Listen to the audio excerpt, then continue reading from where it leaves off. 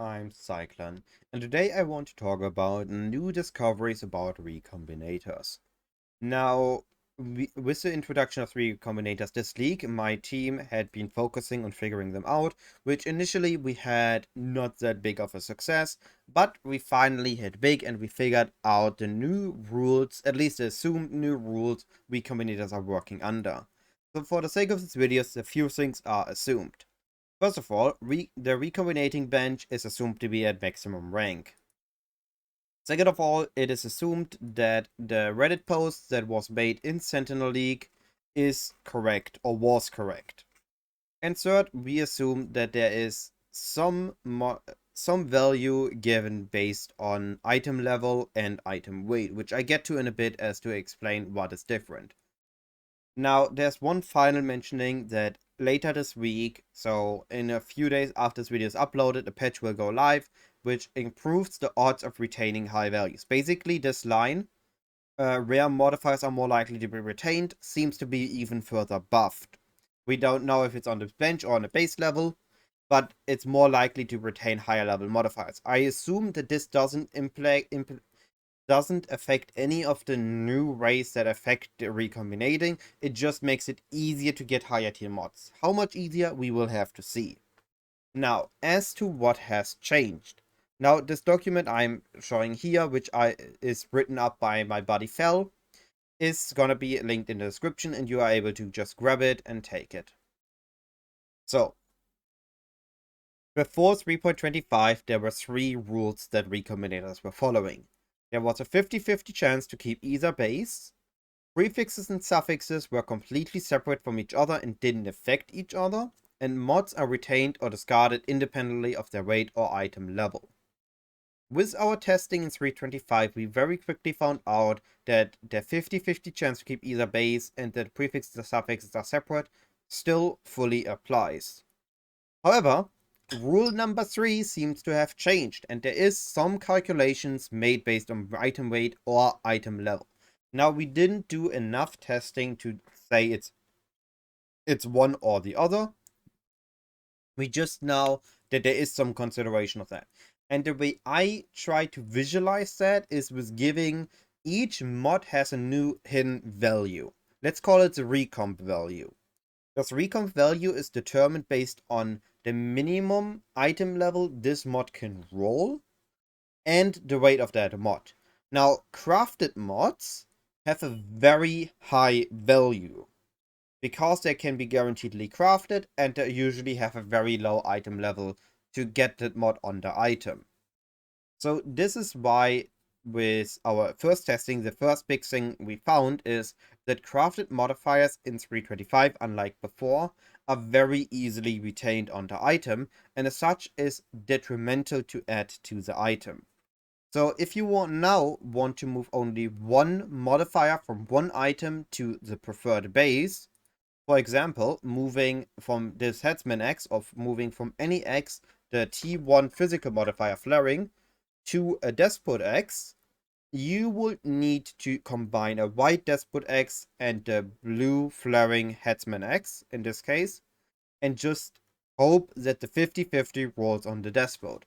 However, this testing has shown that it's very easy to retain that one mod, so even if it stays on the Headsman X, the prefix should be staying most of the time, so you can just keep recombining till you get it on your Despot X.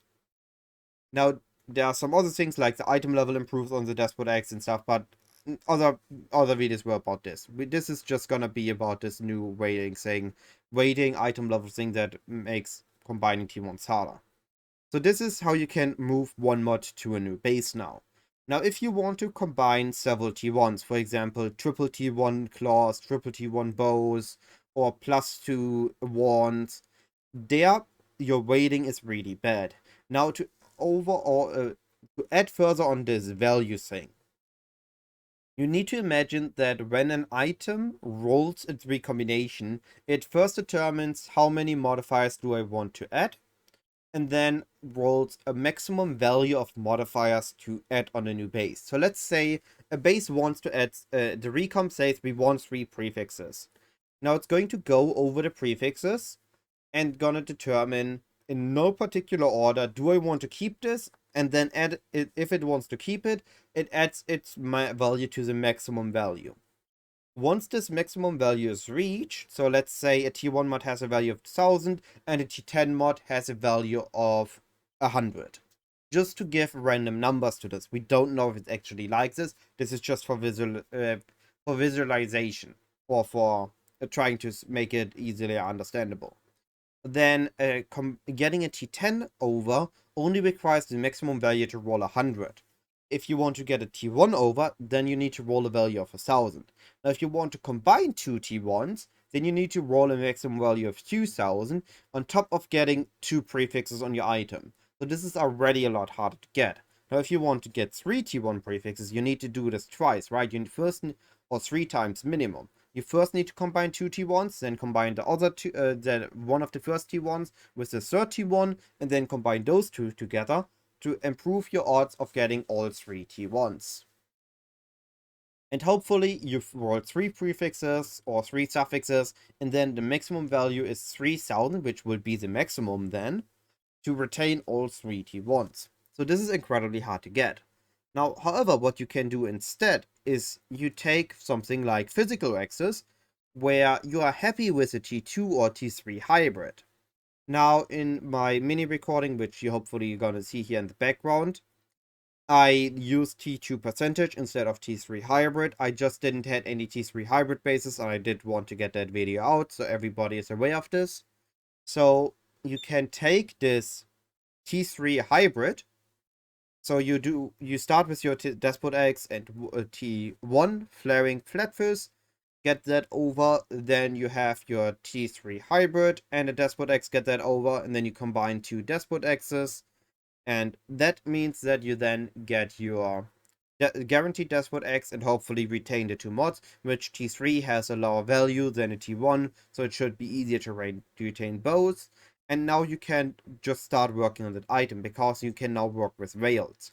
So this is a benefit over over elemental weapons that physical weapons have. They take less attempts to recombine, because you're happy with 2 good prefixes and then veil percentage, unveiled physical on it for the third one. So this is what we've experienced with and we had success with. Of course, I'm now sharing this in hope that the community figures out more items that are now easily recraftable with recombinators and figure out the new limits based on the rules that we found, or the adjustment to the rules we found. Hopefully this video was informative, and hopefully it will help people figuring out these recombinators further than we were able to. And all that being said, have a wonderful day. Any questions, the link to the document will be in the description. We will be available to answer questions in the in the comment section, on Discord, or over on Twitch when I'm live streaming. I have been only informed about the exact ways how this works recently. We knew roughly how it worked with testing a few days ago already, but it wasn't in a shareable form yet. I've now have this document for the shareable form. So here it is. Have fun with it, and have a wonderful day. Goodbye.